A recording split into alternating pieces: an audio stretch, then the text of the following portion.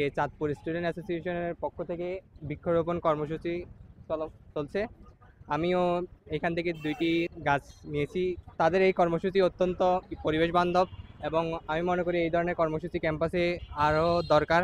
গাছটা পেয়ে আমার অনেক ভালো লাগতেছে। আমি চাইবো যে ক্যাম্পাসের মধ্যে প্লাস্টিক যে জায়গায় পড়ে থাকে ওগুলো না পড়ে থাকুক, আমাদের মাটি ভালো থাকুক, আমরা ভালো থাকি।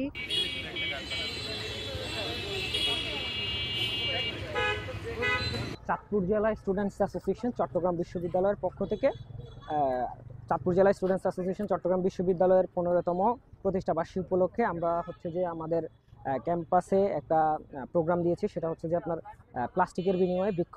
তো আমরা হচ্ছে যে এই অ্যানাউন্সমেন্টটা আমরা গতকাল দিয়েছিলাম। প্রচুর সাড়া পেয়েছি, শিক্ষার্থীরা স্বতঃস্ফূর্তভাবে এখানে এসেছে, তারা প্লাস্টিক দিয়ে গাছ নিয়েছে এবং আমাদের আরও কিছু গাছ রয়েছে এখানে, আপনারা এখানে রয়েছে আবার কিছু গাছ আমরা নার্সারিতে রয়েছে।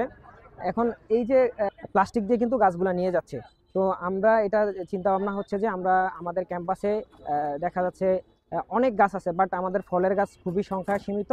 সেই হিসেব করে আমরা বিভিন্ন হল বা শিক্ষার্থীরা তাদের পছন্দ মতো ফলের গাছ এখান থেকে বেছে নিতে পারবো। আপনারা এখানে আমরা প্রায় 350-র মতো গাছ এনেছি, প্রায় এখানে 50-60টা গাছ আছে। অনেকগুলা গাছ নিয়ে গেছে, আরও গাছ আছে, এগুলো চাইলে নিতে পারবে।